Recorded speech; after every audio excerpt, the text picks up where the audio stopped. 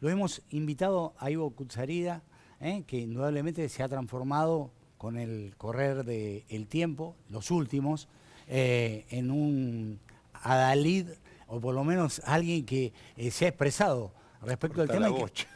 Corta la bocha. Y que ha generado realmente mucha polémica. No tengo la diplomacia de Sergio, pero... No tenés que tenerla. La manera en la que hablé yo, bueno, pero... Déjame que lo presente Alejandro Bodar, Alejandro, candidato a presidente. Tenemos un candidato a presidente por el MST, ¿sí? ¿Izquierda Unida o no? Izquierda Desunida, digamos, ¿sí? MST. Esperemos que se avance en la unidad. Si no, nosotros lo mismo vamos a presentar nuestra fórmula. Creemos que hace falta una nueva izquierda. Una nueva izquierda. Bien, el tema es la inseguridad, que indudablemente es el mayor problema que hoy visualizan los argentinos. El otro día estuvo Aldo Rico acá. Quiero decirles que, más allá de la simpatía o antipatía que te puede llegar a generar Rico, explotó. Digo, los niveles de rating, de audiencia que tuvimos fueron elevadísimos y los niveles de comunicación de parte de la gente también. Esto pone de manifiesto que este es el tema. Hay que trabajar sobre esto, ¿sí? Y da la sensación como que seguimos hablando, pero seguimos haciendo muy pocas cosas para que esto se resuelva. Bernie daba un dato que me parece que es terrible. El 85% de las personas sometidas a las que se le abre alguna causa, precisamente por robos o delitos, como las del motochorro, como las de Gastón Aguirre, es decir, el 85% no va a juicio. Es decir, que esos casos quedan impunes. ¿Sí? Sí, yo creo que lo que pasó, creo que lo dije varias veces, es que a la figura de la justicia se le sacó la venda. Por eso se le puso una venda a la figura de la justicia, es para no ver las causas, por ejemplo, socioeconómicas de las que hablan los garantistas. Se le puso la venda para no ver las causas religiosas o sociopolíticas o revolucionarias o de izquierda o de derecha que tiene la gente para matar. Es decir, la venda está para que vos solamente apliques el Código Penal. Entonces se le puso la balanza se inclina de esta manera, este mató a este y entonces en la otra mano se le pone una espada para que la espada haga justicia. Cuando vos ves mucho... Te interrumpo y vos vas a entender por qué. Digo, el caso Gastón Aguirre se tornó un caso emblemático, ¿sí? Fue liberado, ¿sí? Y esto también generó una enorme controversia. Sintéticamente, díganme su opinión, porque tenemos a Gustavo Brusone, que es uno de los jueces que ha intervenido y que ha tomado una decisión en el caso Gastón Aguirre en cuanto a su liberación. Pero me gustaría que Brusone, que nos está escuchando y a quien le digo buenas noches Brusone, ¿cómo le va? ¿Cómo le va? Buenas noches. Bien. Bueno, la idea es hablar del caso Gastón Aguirre, que se transformó en un caso emblemático, pero me gustaría que usted conociera la opinión de dos referentes de la sociedad y de la política argentina. ¿Ale? Bueno, ese caso es un caso emblemático porque se hizo público, ¿no? Y por lo tanto yo creo que tendría que cumplir con su condena, porque es una cosa tan sencilla. Yo de todos modos creo que habría que en algún momento tomar este tema, pero desde el punto de vista de la prevención. ¿Qué hacemos para que lleguen a haber menos delincuentes? Porque si discutimos solamente una vez que el delincuente ya está, y a partir de ahí discutimos solo medidas represivas, pero no vamos a la causa, también podemos lograr que cada vez haya más delincuentes. De eso no tengo ninguna duda, pero lo concreto es que la gente visualiza que Gastón Aguirre, que aparece con droga y aparece robando, hoy está libre y el sentido común indica que eso no está muy bien. Pero está de cualquier manera no estoy abriendo un juicio de valor sobre la decisión que ha tomado la Cámara del Crimen. ¿Tu opinión, Diego? Yo también lo repetí varias veces. Yo sé que cuando yo salí a hablar de esto estoy hablando de la punta del iceberg. Obviamente que... Te está escuchando el juez, ¿eh? Sí, que si vamos a solucionar este problema tenemos que ir a las raíces de esto, que es la educación y de qué manera decidimos incluir a la gente. Si la decidimos incluir solamente dándole planas o la decidimos incluir dándole valores y trabajo. Digo, de eso vamos a hablar después. ¿Cuál es el rol que usted le adjudican a la justicia en este marco? Digo, porque también tiene un rol. Yo creo que hay que reformarla completamente. Un tipo que sale armado y comete un delito... y se lo dije a Gastón Aguirre en la jeta, apenas me senté en la mesa que me sentó Chiche con él, le dije, vos tendrías que estar preso. Es decir, un tipo que sale armado y que pone en riesgo la vida de un inocente, Sí. y yo traté de explicárselo Lo concreto es que- a Gastón y no lo entendía, para mí tiene que quedar preso, tiene que pasar un Permitime. tiempo en la cárcel y en la cárcel tratar de realmente rehabilitarlo, porque también tenemos, es decir, está todo el sistema colapsado. Está el sistema de educación y de inclusión colapsado, el sistema de aplicación de la ley Tenemos colapsado, tiempo para hablarlo. y las cárceles tampoco Claro, rehabilitan las a nadie. instituciones llenas de Pero corrupción. permitime, Y bueno, permitime, entonces, permitime ¿viste? que hablemos con Gustavo Brusone, que es uno de los camaristas que ha intervenido precisamente en el caso Gastón Aguirre y que ha decidido precisamente su liberación, algo que para la sociedad es casi como un cachetazo, Brusone. Lo planteo en estos términos, sabiendo que indudablemente usted debe tener fundamentos como para de alguna manera sostener la decisión que han tomado. Me gustaría conocerlos. Primero, buenas tardes. No sé quién era quien estaba hablando recién, pero Ivo Kutsarida. Cucharía. ¿Cómo le va, Ivo? Bien, muy bien, muy bien, muy bien. Es un honor hablar con un juez. Lo que... si las cuestiones son demasiado abarcativas, vinculadas a problemas de seguridad, problemas de... Seguro, por eso yo lo limitaría en el caso suyo al caso Gastón Aguirre, que es el que ha conmocionado a la sociedad a partir de la decisión que han tomado. Bueno, el caso de Gastón Aguirre, más que la decisión que nosotros tomamos, que fue tratar de aplicar la ley de manera igual para todas las personas, tiene que ver con la difusión que tuvo el asunto primero en Internet, después en los medios y la forma en que se difundió. Sí. Pero esa es una cuestión que tiene, en principio, más allá de la influencia que puede llegar a tener sobre los jueces, toda la cuestión que hace una repercusión sobre un caso, porque a veces uno...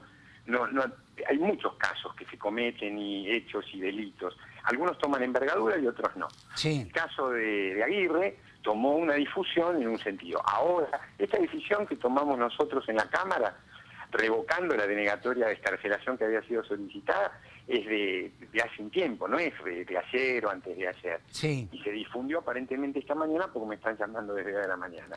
Sí. Nosotros, en el caso de Gastón Aguirre, lo que aplicamos es una doctrina que ya viene sentada desde hace mucho tiempo y que tiene que ver con los motivos por los que una persona tiene que estar encarcelada durante el trámite del proceso hasta que se dicte una sentencia condenatoria. Sí. En el caso de Gastón Aguirre, si él resulta condenado luego del proceso que tenemos en este momento en el ámbito nacional, tiene que cumplir la pena en detención que se le aplique, y bueno, y el sistema penitenciario, ahí es donde ingresan las otras cuestiones que hacen a la resocialización, la posibilidad... Brusone, permítame decirle esto. Lo que le quiero decir Sí. es que en el discurso que yo escuchaba recién de Cucharía, que es mucho más abarcativo, es decir, hay un montón de aspectos que se puede tocar y ver que hacen a la seguridad, que tienen problemas. Usted mencionó también estadísticas que Bernie había manifestado y demás. Nosotros tenemos que ocuparnos del caso concreto en un determinado momento. Y en ese momento nosotros lo que vimos es, si bien es una persona que estuvo vinculada con conflictos con la ley penal, con Sí. la prioridad, en este momento no tenía cuestiones pendientes. Y cuando usted dice fue encontrado con marihuana, y es verdad esto también, pero hubo una nulidad de procedimiento. Sí, de cualquier manera, permítame, desde hoy le quiero decir esto porque si no lo vamos a omitir. En el interregno de todo esto y estando él en pleno estado de ebullición en cuanto a su persona, él apareció en una rencilla con un tramontina en la mano tratando de, en la boca tratando de separar o de lesionar a alguien. Digo, indudablemente estamos hablando de una persona con características muy particulares, muy violentas, y la gente visualiza ese tipo de cosas, y nosotros sabemos que la opinión pública de alguna manera condiciona a la justicia, o no debería condicionarla, pero la condiciona. Pero también sabemos que hay un sentido común que hay que aplicar a las cosas, y en el caso de Gastón Aguirre lo que tenemos claro es que es un delincuente, ¿sí? Pero yo la categoría de delincuente yo diría que es una persona que cometió un delito. Puede ser que sea una persona que muchas veces vinculado a conflictos con la ley penal. Yo no hablaría de una categoría de delincuentes, pero ese es un punto de vista, ese es tomar partido por no estereotipar determinados grupos dentro de la sociedad, si estos son delincuentes, si estos son estos son...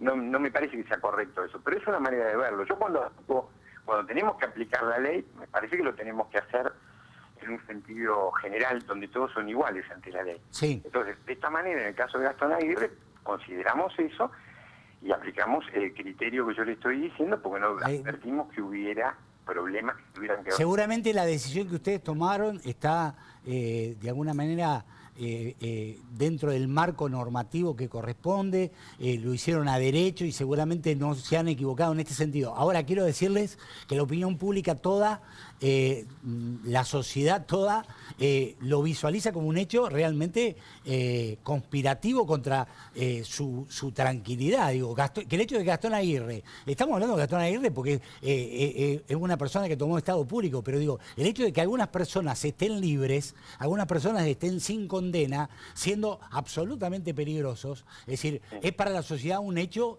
que realmente genera mucho escozor. Yo creo que, bueno, que el asunto siga, transcurra. Yo cuando le dije hubo una nulidad respecto del procedimiento vinculado a la tenencia de estupefacientes que él tenía, fue una declaración que dispuso la Justicia Federal. Y el procedimiento prácticamente también se hubo un planteo de nulidad muy importante por la forma en que se inició este asunto. Porque el asunto respecto de Gastón Aguirre se inicia de una manera que después se advierte que no es la manera verdadera cuando aparece el video en internet. Claro. Y entonces ahí hubo todo un problema de nulidad que, bueno, nosotros cuando analizamos lo salvamos y consideramos que había un curso independiente para poder tener por acreditado el hecho que se le imputaba a Gastón Aguirre. Brusone, le agradezco mucho, gracias. Yo te puedo hacer un comentario sí, con relación a este tema de la opinión pública, porque yo creo que hubo un momento donde la opinión pública ejerció una presión muy grande que fue alrededor de cuando surgió Bloomberg, ¿no? Sí. Como una expresión de un padre. Reunió 200.000 personas en el Congreso. Exactamente. Se hicieron una serie de cambios, incluso en la legislación, que hay que hacer un balance, que tampoco permitieron que se frenen los problemas de seguridad. Yo creo que, incluso es más, hay muchos juristas que dicen que se armó un desbarajuste legal que terminó complicando más las cosas que solucionándolas. Porque yo creo que hay un problema de raíz. Yo vuelvo a insistir, yo creo que al que comete un delito hay que castigarlo, punto. Ese es el tema con relación a, ¿no es cierto?, al que comete un delito. Pero creo que como sociedad nos debemos un debate porque después de tantos años de democracia y después de tanto hablar del tema, cada vez tenemos más problemas.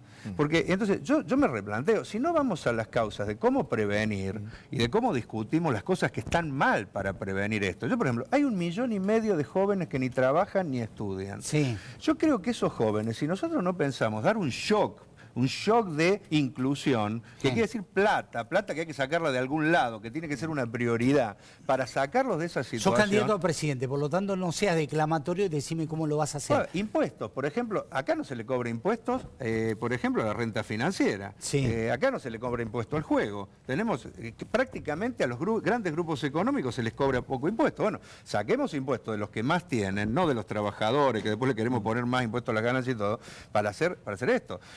Yo creo que hay que rediscutir, por ejemplo, muchos de los subsidios que van a parar las empresas. Y tenemos que discutir, hay muchas formas de sacar. El problema es si hay voluntad política, no de hablar contra la seguridad, sino de discutir qué medidas podemos tomar. Yo creo que si no incluimos el 1,5 millones ese, educación, todos los presupuestos provinciales y nacionales bajan todos los años en educación. Entonces, ¿cómo vamos a discutir incluir de manera educativa cuando los presupuestos hay algunas bajan? Excepciones, quiero decirte. No, sí, pero te lo digo sí, en un marco global. Entonces, si nosotros no discutimos esas cuestiones, yo estoy en una ciudad donde hay 500.000 personas que tienen problemas de vivienda, donde bajó este año el 2% de educación, el año pasado el 3%, de un 28 en el que estaba se pasó a 20. O sea, y cada vez hay más jóvenes con problemas. Alberto, yo cuando aparecí con todo este asunto, me vinieron los políticos me llamaron y yo la propuesta que les hice fue precisamente lo que venía haciendo desde hace 20, 30 años que vengo haciendo con Mario Vargas ahí en la zona norte de la provincia de Buenos Aires. Yo lo único que les dije es que me lleven a la trinchera, que me lleven precisamente a estos lugares donde están los chicos, estos que están ahí y que son hijos de una democracia donde no se les ha enseñado valores, sí, donde no se les ha enseñado ningún tipo de obligaciones, donde no se les ha dado la educación que necesitan para incluirlos a la sociedad. Y ahora Miguel Saredi, un dirigente de La Matanza, me llevó a la escuela número 88 del barrio San Petersburgo, que evidentemente debes estar enterado de lo que pasa en La Matanza, y la escuela no tenía luz, sí, la escuela no tenía cerraduras, las puertas porque se las habían robado todas, donde la directora, Sandra Bonato, me dijo que termina el 5% la secundaria y que el 99% de los chicos tiene adicciones. Sí. Estos son chicos que se crían en hogares donde no se trabaja, por distintas razones. Yo creo que en el 2001 los planes eran necesarios. Yo creo que los jefes de familia, había un casi 40-50% de desempleo, eran necesarios. Pero cuando vos educás a tus chicos permanentemente en un hogar donde no se trabaja, no hay ningún tipo de valores que se aprenden. Supuesto. No los estás incluyendo a la sociedad. El Creo que trabajo los es el estás ordenador social por excluyendo. excelencia, ¿sí? Han perdido 1 millón de puestos de trabajo en lo que va de este año también. O sea, tenemos un problema. O sea, porque yo creo que los problemas estructurales, en vez de solucionarse o de mejorar, empeoran. Y yo creo que eso tiene que ver mucho con este tema. Y muchas veces se lo intenta mostrar por separado. O sea, como... Pero yo lo que digo es que si se quiere, se puede. No es una cuestión de recursos, es una cuestión de gestión. Yo vivo en San Luis y vos venís de San Luis, estuviste el fin de semana. Es decir, comparando, 2013-2014, este año, en el 2014, egresaron, que es uno de los graves problemas que tiene la educación hoy, la repitencia y la deserción, egresaron el 56% más que el año pasado, porque la provincia llevó adelante una serie de acciones precisamente para estimular ese tipo de cosas. Por lo tanto, digo, a los que dicen que es todo cuestión de recursos, que no, es un problema de gestión. Es gestión y recursos, pero recursos hay, porque no vivimos en un país por pobre. eso, de eso que hay hablan. países que tienen una situación de la naturaleza muy distinta a la nuestra, menos recursos, pero nosotros somos un país rico, riquísimo.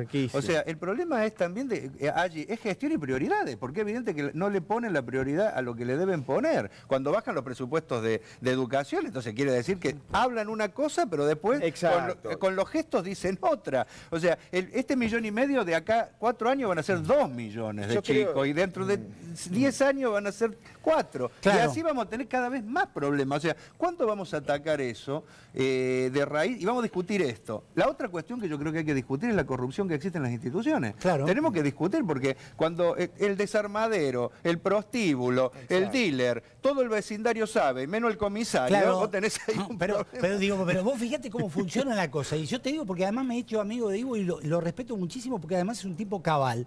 Él planteó una serie de cuestiones y en lugar de atender lo que estaba planteando, que lo atendimos, lo salieron a cuestionar a él. Digo, tenemos una sociedad que funciona de una manera rara. Bueno, ¿sí? hay muchos hipócritas, hay muchos caretas, yo a esos no les doy bola y no les bajo la mirada Recordemos tampoco. que el gobierno dijo que era una sensación y que no era un Por problema. eso, Claro. y que la víctima resulta que es el que te pega el tiro. Es decir, yo salí a sacarle la careta a todo esto y hay muchas caretas y mucha gente que tergiversó mis palabras y yo como un gil salí a debatir a los que decían lo que ellos creían que yo decía, que yo estaba con los linchamientos o que yo estaba que quería salir a matar a todos los chorros. Yo nunca dije ese tipo de cosas. Yo hablé sobre el Código Penal y los valores del Martín Fierro. Nada más, la aplicación del Código Penal y enseñar esos valores que son muy simples. A ver. Y uno de los valores que yo trato de transmitir es que para trabajar, para ganarse el pan, el hombre tiene que trabajar. Esa es la ley, dice el Martín Fierro, porque en la casa del Aragán entran todos los vicios y todas las miserias. A ver, Marce. Vos contabas que estuviste en el interior y que la gente del interior te trata de otra manera que la de capital, ¿no? Porque no traes esa diferencia. ¿Qué es lo que pasa cuando vas al interior? No, bueno, yo vivo en las canitas, ahí hay mucho careta, mucha gente que se deja llevar, viste, para donde sopla el viento. En el interior la gente tiene otra base estructural, hay otro tipo de familia. Salís de la capital y enseguida te encontrás con el argentino, y el argentino es un hombre que tiene relación con la tierra y con estos valores, y que sabe distinguir entre el bien y el mal. Acá esta confusión se ha hecho porque ha entrado demasiado una ideología, y por eso vos te acordás que yo en el último programa tuve un argumento con vos, porque yo no creo más en las ideologías. Para mí, y ya lo vengo diciendo desde hace mucho tiempo, las soluciones no son ni de izquierda, y esto no quiero no hacer ningún tipo ni de derecha, sino Vas a que, entrar en una contradicción con él, pero bueno. que son de sentido común, pero sí yo entiendo que hay que ocuparse, que el Estado tiene que llegar a donde no llega la empresa privada, a estas escuelas de San Petersburgo, a estos lugares donde no llega la empresa privada, es donde tiene que llegar el Estado. Y en un país rico como la Argentina, no hay no hay excusa para que no lleguen los recursos a estos lugares. Quédense No hay conmigo.